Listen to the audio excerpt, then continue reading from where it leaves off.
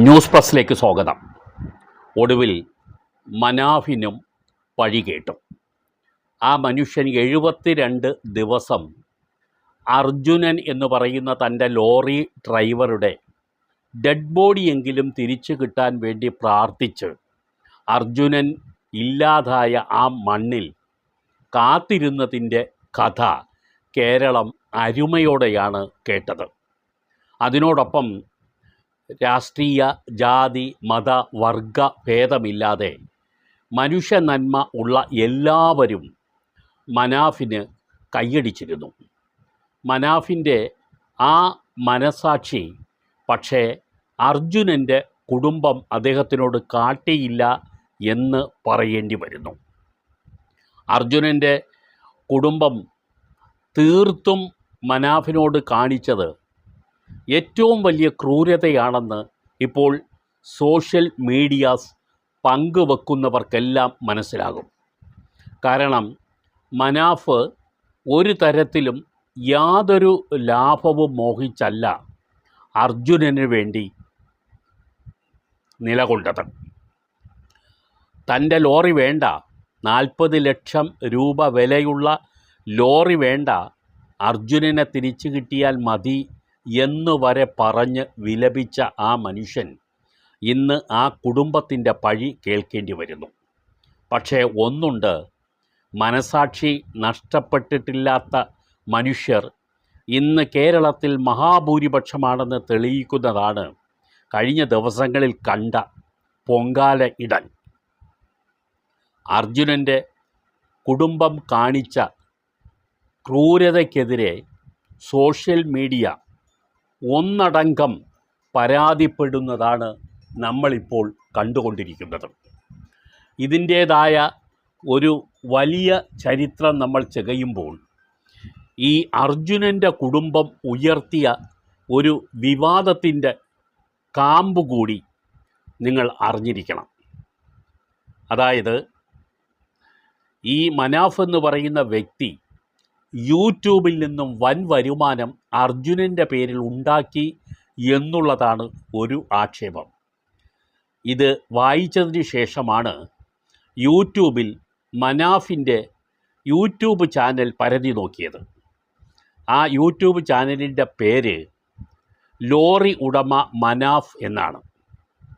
ആകെയുള്ള സബ്സ്ക്രൈബേഴ്സിൻ്റെ എണ്ണം 28.7K, അതായത് 30,000-ന് താഴെ മാത്രം. ആകെ ഇട്ടിരിക്കുന്ന വീഡിയോ 33 എണ്ണം മാത്രം. ഈ വീഡിയോ ഈ ചാനൽ ഇതുവരെ മോണിറ്റൈസ്ഡ് ആയിട്ടില്ല. ഇതിൽ നിന്നും 1 രൂപയുടെ വരുമാനം പോലും ആ മനുഷ്യന് ഇന്നുവരെ കിട്ടിയിട്ടില്ല. ഈ ആക്ഷേപം ഉന്നയിക്കുമ്പോൾ എല്ലാം അറിഞ്ഞിട്ട് വേണം ആക്ഷേപം ഉന്നയിക്കാൻ. 1 രൂപ പോലും താൻ ഒരാളിൽ നിന്നും പിരിച്ചിട്ടില്ലെന്നും പിരിച്ചതായി തെളിയിച്ചാൽ കോഴിക്കോട് മാനാഞ്ചിറ മൈതാനത്ത് വന്ന് നിൽക്കാമെന്നും കല്ലെറിഞ്ഞ് കൊന്നുകൊള്ളാനുമാണ് മനാഫ് പറയുന്നത്. അതിനെതിരെ ഒരു മറുപടി പറയാൻ അർജുനൻ്റെ കുടുംബത്തിന് ഇതുവരെ കഴിഞ്ഞിട്ടുമില്ല. ഇനി മനാഫ് ആരാണെന്ന് നോക്കാം. അദ്ദേഹത്തിന് 7 ടോറസ് ലോറികൾ സ്വന്തമായുണ്ട്, 4 തടിമില്ലുണ്ട്. തടിയുടെ ഹോൾസെയിൽ കച്ചവടമുള്ള മനുഷ്യനാണ്. മലേഷ്യയിൽ അദ്ദേഹത്തിന് ബിസിനസ് കാര്യങ്ങളുണ്ട്, ഹോട്ടലുണ്ട്, ആവശ്യത്തിലധികം ഫാമിലി പ്രോപ്പർട്ടിയുണ്ട്. ഈ അർജുനൻ ഓടിച്ചിരുന്നത് 40 ലക്ഷം രൂപ വില വരുന്ന ലോറിയാണ്. അതുപോലും ഉപേക്ഷിക്കാൻ തയ്യാറായ ഒരു മനുഷ്യനാണ് ഈ മനാഫ്. അതൊന്നും എനിക്ക് വേണ്ട, അർജുനനെ മതി എന്ന് പലവട്ടം അദ്ദേഹം ആവർത്തിച്ചു. നല്ല സാമ്പത്തിക സൗകര്യമുള്ള മനാഫിന് അർജുനൻ്റെ പേരിൽ 1 രൂപ പോലും പിരിക്കേണ്ട ആവശ്യമില്ല.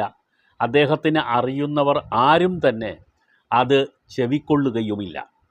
പിന്നെന്തിനാണ് അർജുനൻ്റെ കുടുംബം ഇത് ചെയ്തത്? ഇതിൻ്റെ പിന്നിൽ കുത്തിത്തിരിപ്പുണ്ടാക്കിയ ആരോ ചില കുബുദ്ധ ശക്തികൾ ഉണ്ട് എന്ന് വ്യക്തമാണ്. അത് ഒളിഞ്ഞും തെളിഞ്ഞും നമ്മുടെ രാജ്യത്തുണ്ട് താനും.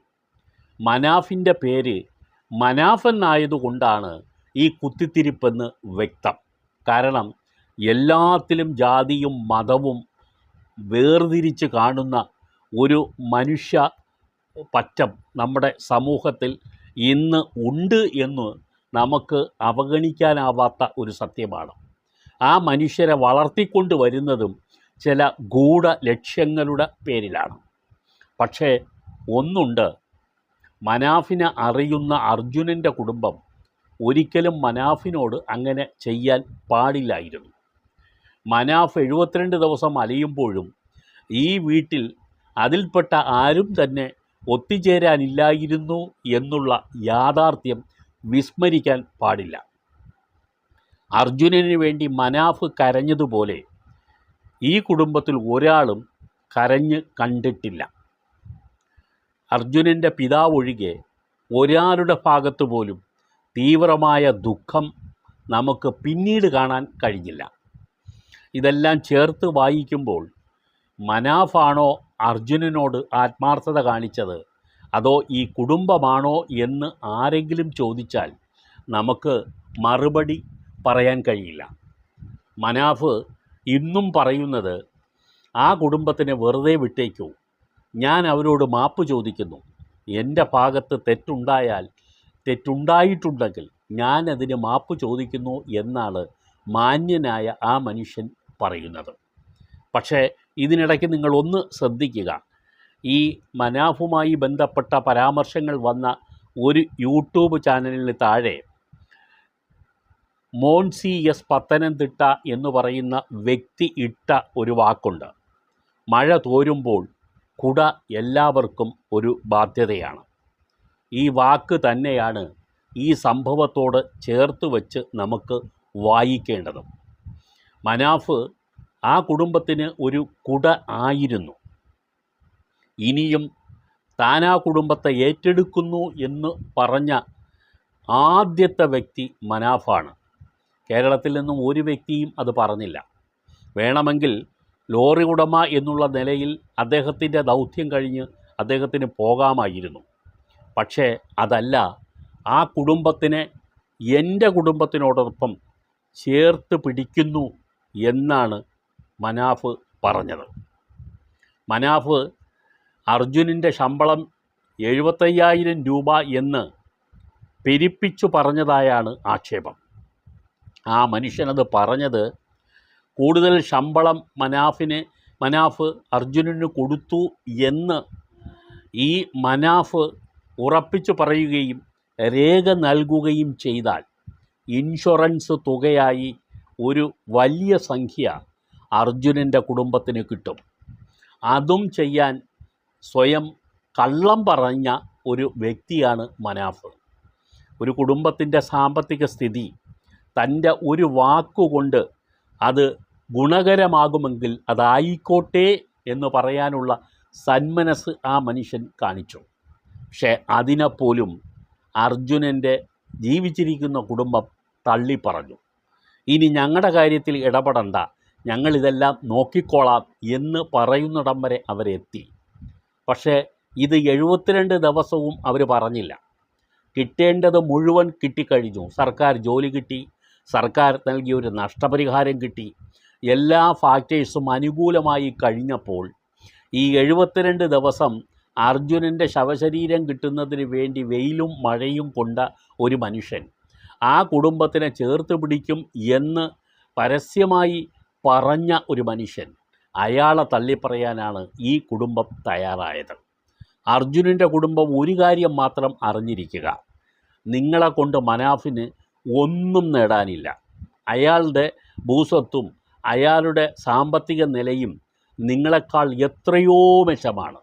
നിങ്ങൾ ഈ വീമ്പ് വാചകം ഇപ്പോൾ പറയുന്നുണ്ടെങ്കിലും നിങ്ങൾ മനാഫുമായി സാമ്പത്തിക നിലയിൽ തട്ടിച്ചു നോക്കാൻ മാത്രമല്ല, ഇപ്പോൾ മാനസിക ഔന്നിത്യത്തിൻ്റെ കാര്യത്തിൽ പോലും മനാഫിൻ്റെ 4 അയലത്ത് പോലും നിങ്ങളാരും എത്തില്ല എന്ന് കേരള സമൂഹത്തിന് നിങ്ങൾ തന്നെ ബോധ്യപ്പെടുത്തി കൊടുത്തു. നിങ്ങൾ മണിക്കൂറുകളോളം പത്രക്കാരുടെ മുമ്പിൽ പറഞ്ഞു വെച്ചതിൽ കാമ്പുള്ള ഒരു വാചകം പോലും ഇല്ലായിരുന്നു. മനാഫ് പണമുണ്ടാക്കുന്നു എന്ന് പറഞ്ഞ ഒരു തെളിവ് പോലും നിങ്ങൾക്ക് പത്രക്കാരുടെ മുമ്പിൽ ഹാജരാക്കാൻ കഴിഞ്ഞില്ല, ഇനിയും കഴിയുമെന്ന് തോന്നുന്നില്ല. കാരണം മനാഫ് ആ തെറ്റായ വഴിയിലൂടി അർജുനൻ്റെ മരണത്തിനെ ചൂഷണം ചെയ്യാൻ തയ്യാറായിരുന്നില്ല എന്നുള്ളതാണ്. എന്തായാലും കാലം കാത്തു നിൽപ്പുണ്ട്. എല്ലാ കാലത്തും കാലം ഇത്തരം ആളുകൾക്ക് ശക്തമായ തിരിച്ചടി നൽകിയിട്ടുമുണ്ട്. ആത്മാർത്ഥത കാണിച്ചവരെയെല്ലാം തള്ളിപ്പറഞ്ഞവർക്ക് ചരിത്രത്തിൻ്റെ ചവറ്റുകുട്ടയിലാണ് സ്ഥാനം എന്ന് എല്ലാവരും ഓർത്തിരുന്നാൽ നല്ലത്.